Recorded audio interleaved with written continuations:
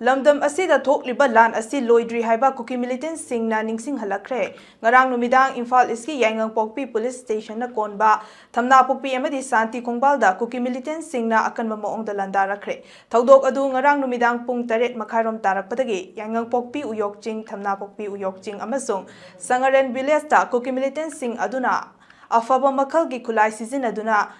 Jinga naknana leiriba santi khongbal amadi thamna pokpida akanba maongda landarakibani kuki militant singna landarakpa aduda mafam aduda leiriba state force ki maikaidagi khud hanki khud thoknaba adu numidang pung mapan makhairom tarakpa aduwai fauba chathaki nakal amaromda ngarang numidang kuki militant singna thamna pokpi amadi santi khongbalda nongmai kapsilakpa aduda central security force maikaidagi khunja singda yengsinba manba thaong chatharai haiba wahaudagi khunja sing amadi central force anigi marakta akanba maongda muknaba thokre hairi